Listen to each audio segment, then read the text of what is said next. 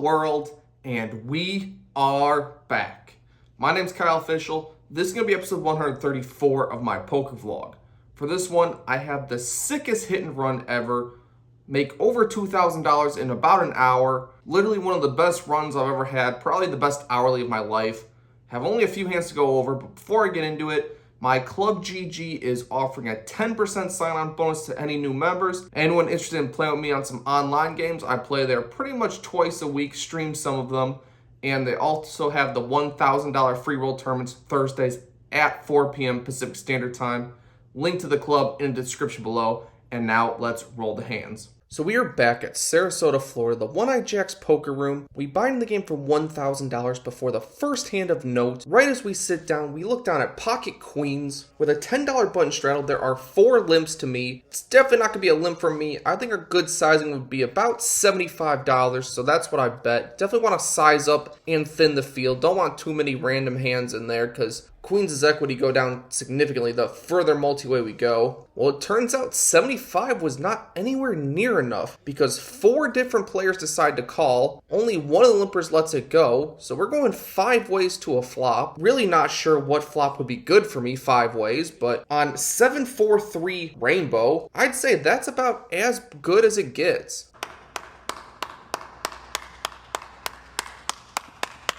I hope 75-3 was enough to rule out 5-6 and 3-4, as those are pretty much the only hands that are beating me. Maybe some pocket 7s here and there, but besides that, we're not going to slow down on this specific board. So when it checks to me, I'm going to size up here. Would be fine to just take it down now. Honestly, the pot's pretty massive, so I continue for $250. Don't want single ace and king highs to be able to peel for cheap. Pocket pairs like 8s, 9s, 10s will probably pay me off anyway, drawing very thin, so pretty happy with this size.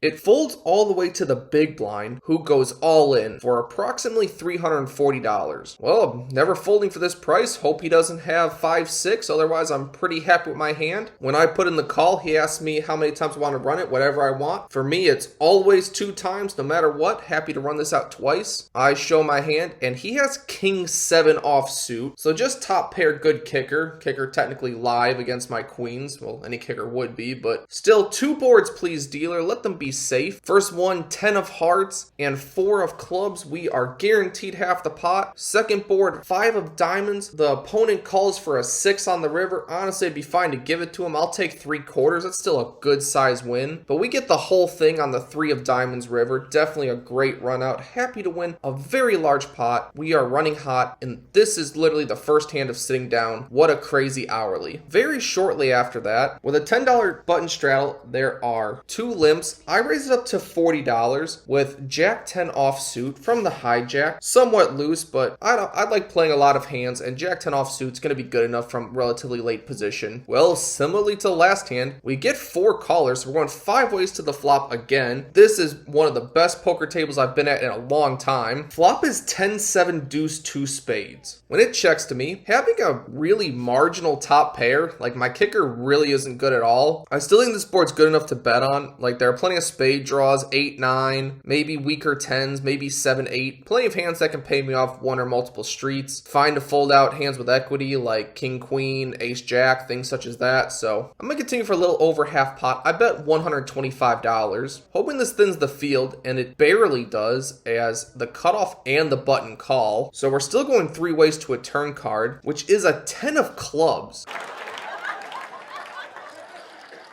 Yahtzee. If I could pick the best card in the deck, that's probably it. Even a jack makes 8-9 complete, so I wouldn't really like to see that one, but turning trips is a pretty magical feeling. Now, although my overall hand strength has improved, the draws that are still available are still very much alive. 8-9 now would be dead to a jack, but the spades are very, very much alive, very prevalent, and I still need to protect against them, even though I do have the 10 of spades blocker. 2 players showing interest means I have to size up here a decent amount. I wager 4 $400 on this turn card. Well, the cutoff, after thinking for a very long time, decides to rip his entire stack in there. It's approximately 500. Hopefully he's on a spade draw and we can hold against that particular hand. This opponent asked me how many times I would like to run it. I say 2 times, as that is my always answer. And once we agree on that, I just show my hand. Jack 10, he looks a little bit perturbed. Okay, I guess I'm definitely ahead. Maybe he's got a weaker 10, I guess. Well, first river is the 9 of diamonds, so if he has 10-9, that beats me. That'd be disappointing. Second river, 6 of spades. If he has a spade draw, that gets there, and 8-9 gets there. Ugh, that 6 of spades is gross. But my opponent has 10-8 offsuit, so my jack will play on both boards. We stack another opponent. We are running so hot in this early going. We've been here only 10 minutes, literally, and we are up over 1,400. This is really a sick run at the start of a session. Following that, I'm in the cutoff. I have queen 10 offsuit. I raise to $20. Folds all the way to the small blind. He goes all in for 88. So for $68, this is an opponent who gives a lot of action and he's super short. So I'm pretty happy to just give him some action here with a very crummy hand. But we can see a run out, 88 bucks a piece in the middle. The opponent wants to run it once. So let's see, one board dealer. It runs out 8 high. So very much not expecting to win here ever. My opponent says, do you have any of that? And I tell him no, and then he shows pocket 5s. I mean, an 8 high board with pocket 5s is pretty much as good as you could hope for. So nice hand, sir. Next hand of note. With a button straddle, a later position player raises to $35. I'm in the cutoff with king jack off suit. Pretty happy to just call this one. I think 3 betting is kind of too wide. If it was suited, it's more reasonable, but unsuited, not very 3-bet worthy. The button calls as well, so we're going 3 ways to a flop of king 9-4 2 hearts. When the preflop aggressor checks to me and I have a king, jack kicker, pretty good, get value from some gut shots, some heart draws, weaker kings, maybe some disbelieving 9s. I bet $55. I'd say this is pretty standard across the board. I'd bet the same if I had the heart draw or sometimes some gut shot straight draws that I feel pretty good about. But this time both players fold and we pick up a decent sized pot, pretty much covers the 88 we gave away on the last hand. Before the next interesting hand, with a button straddle, there's 1 limp. I'm in relatively early position with ace 10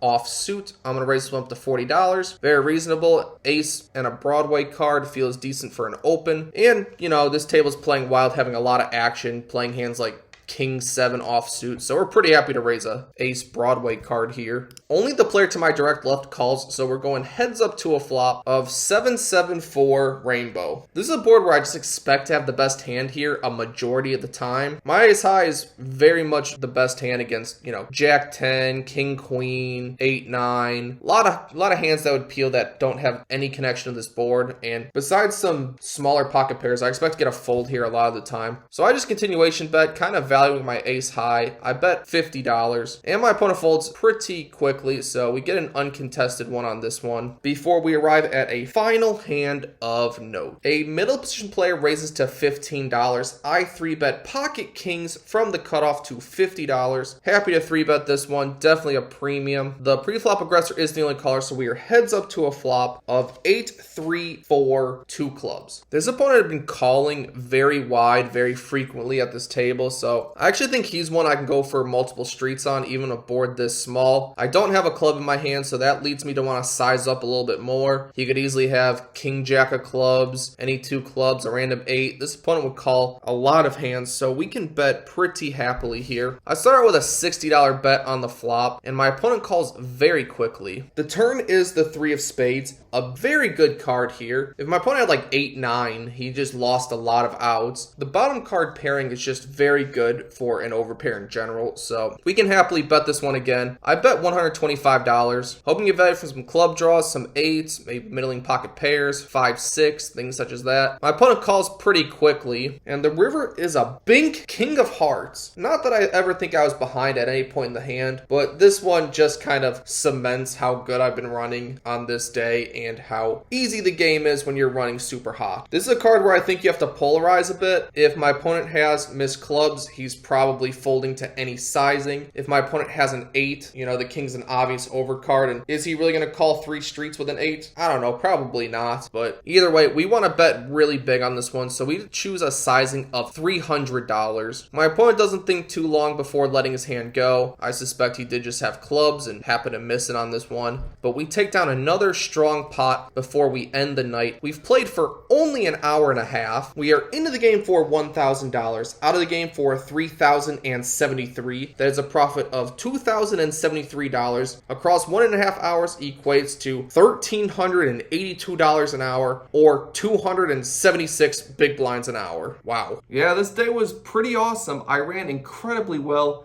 A hand I did not catch on camera was player made it 40 pre, we're heads up, I'm out of position, board is ace 9-5, opponent down bets 25, I call, turn king, checks to me, I bluff for 70, thinking I can just get like queens, jacks, weakest aces, weakest kings to fold.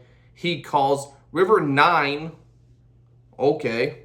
He checks to me, I bet 125, he calls and shows ace king. Just another hand where I just ran incredibly pure. Very much not deserve that one, but we'll take it. If you enjoyed the videos, please subscribe. There's more coming twice a week going forward, and I will see you on the next one.